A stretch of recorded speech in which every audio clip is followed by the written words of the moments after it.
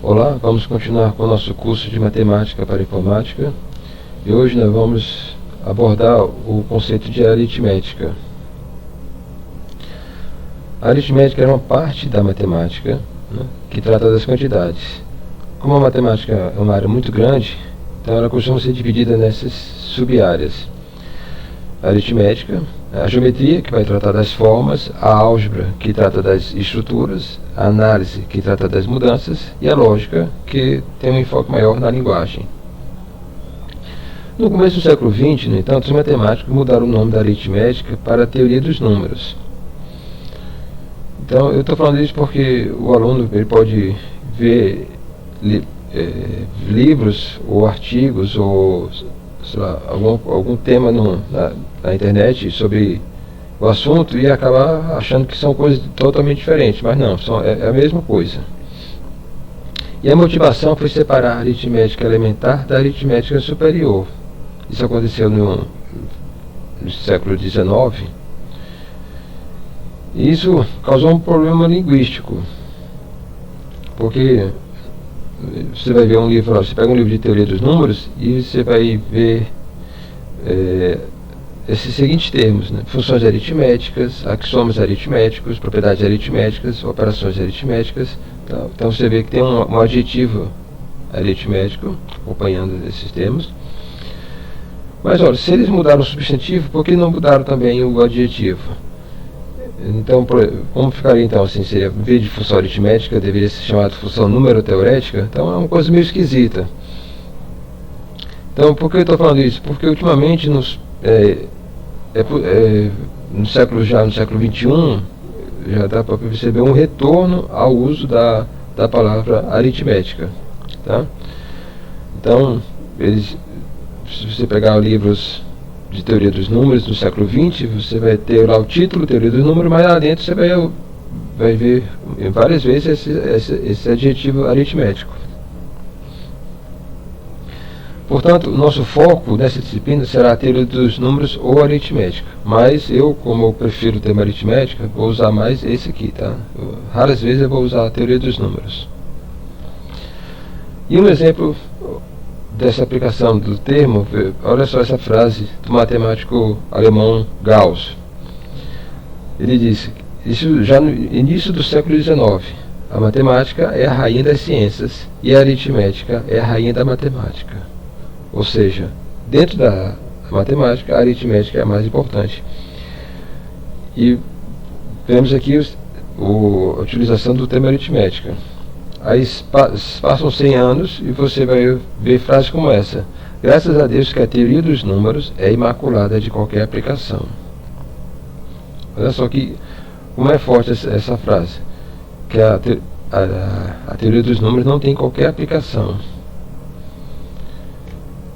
E nesse mesmo linha de raciocínio, nós temos essa frase aqui do matemático inglês. Ele diz, a matemática pura não tem efeitos na guerra. Ninguém descobriu ainda nenhum propósito bélico fornecido pela teoria dos números. Ou seja, tanto essa primeira frase quanto essa segunda, eles falam que a aritmética não tem aplicações, muito menos para a guerra. Só que, décadas após serem pronunciadas, essas duas últimas frases se mostraram falsas. Por quê? Porque atualmente o segredo das comunicações é garantido por aplicações da aritmética e da álgebra. Tá? Então por isso que nós estamos vendo a aritmética, porque vai ser importante para o conhecimento de criptografia, para entender os algoritmos de criptografia, que nós vamos ver nas próximas disciplinas. Agora, a álgebra, eu não vou dar esse assunto porque exige um conhecimento de álgebra avançado, e aí não dá tempo de ver isso, então acho que não dá certo ver agora, nesse momento. Mas a aritmética, sim. Tem um pouco de conhecimento que nós vamos ver de aritmética que não é dado no ensino médio, mas que é fácil de entender. Tá? Então, nosso foco então, durante essa disciplina e no próximo semestre será na aritmética. Essa preparação toda para entender os algoritmos de criptografia. E a aritmética, então, é o ramo da matemática pura que estuda as propriedades dos números em geral e, em particular, dos números inteiros. Olha só. os números inteiros são os mais importantes dentro da aritmética. É tanto que tem essa frase aqui do matemático alemão Kronecker. Ele disse: Deus criou os inteiros, todo o resto é o trabalho do homem. Mas lógico que não é para entender essa frase literalmente, não é isso que ele está querendo dizer literalmente. O que ele está mostrando é a importância que os inteiros têm dentro da matemática.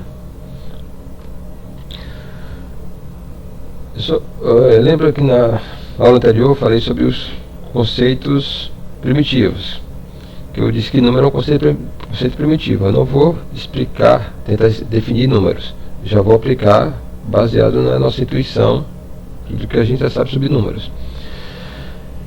E os números eles podem ser divididos em vários conjuntos. O mais simples deles é o conjunto dos naturais, representado por essa letra N. Lembra que nós vimos na aula anterior, essa fonte aqui é chamada de blackboard, bold, ou seja, o negrito de quadro negro. Então temos aqui um novo símbolo para a gente guardar e memorizar. Só que os naturais, eles são subconjuntos dos inteiros. Agora nós temos um novo símbolo, o Z, nesse estilo aqui. E os inteiros são subconjunto dos racionais. E aí agora o novo símbolo, o Q. E os próprios racionais são subconjunto dos reais. Geralmente, as escolas elas param por aqui, tá? Escolas de ensino médio. Algumas escolas melhores conseguem ver também sobre os complexos, então a gente vê que os reais são um subconjunto dos complexos. Agora, para aqui, tanto as escolas normalmente eles param no máximo, eles vêm até os números complexos. Só que a história não termina aqui. Nós temos os quaternios, tá? Então os complexos são subconjuntos dos quaternios, e os quaternios são um subconjunto dos octônios. E aí pronto, isso aí acaba. Bom, eu não vou falar nada de complexos, quaternios e octônios, tá? A gente já vê aqui no máximo até os reais. Isso aqui é só para a cultura geral de vocês, né? Então um aluno mais interessado pode ir lá pesquisar na internet e conhecer a história de como foram criados esses números, é muito interessante, tá? Mas no nosso curso não vamos ver. Vamos começar pelos naturais. Os naturais, bom, existe uma polêmica dentro da matemática para saber se o zero faz parte ou não dos naturais. Eu já estive aqui defendendo há algum tempo que os naturais eram esses números, mas hoje eu estou concordando com essa definição, que os naturais possuem um zero.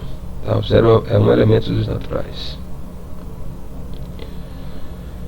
E os inteiros? Os inteiros, na verdade, então, são os naturais mais os negativos.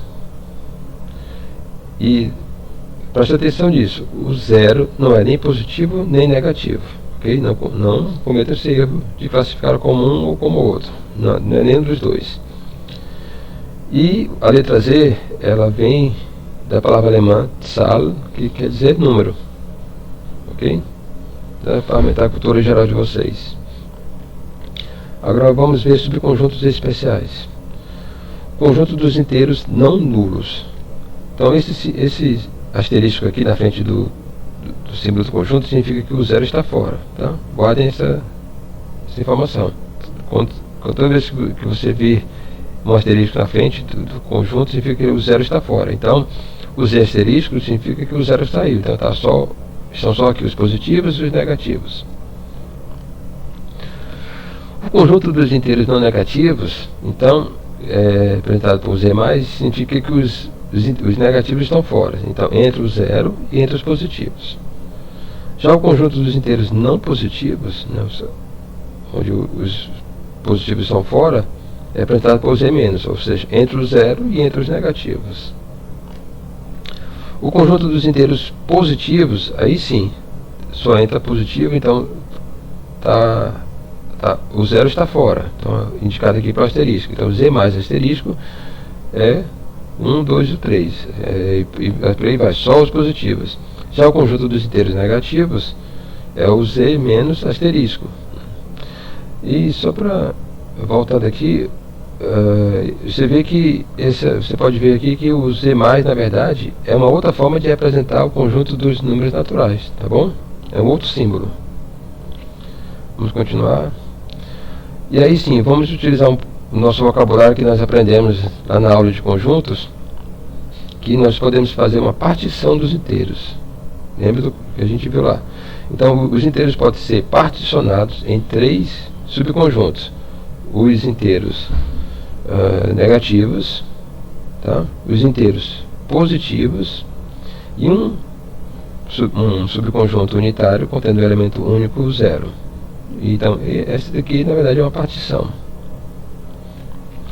E nessa primeira parte do curso, vamos considerar como conjunto universo, mais uma vez utilizando aqui um conceito que nós vimos na aula anterior.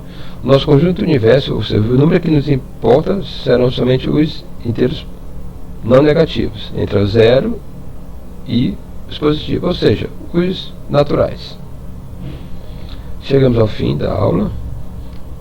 E da mesma forma que eu tinha falado na aula anterior, como a gente está focando muito no vocabulário, na compreensão, então o que foi apresentado para nós de novo, em termos de vocabulário? Os naturais, os inteiros, os racionais, os reais, os complexos, os quaternios, os octônios, os inteiros não nulos, os inteiros não negativos, os inteiros não positivos, os inteiros positivos, os inteiros negativos, e também toda uma simbologia nova aqui, vários símbolos novos que nós vimos nessa aula, que será usado por todo o nosso curso. Ok? É isso aí, força e honra. Muito obrigado e até a próxima aula.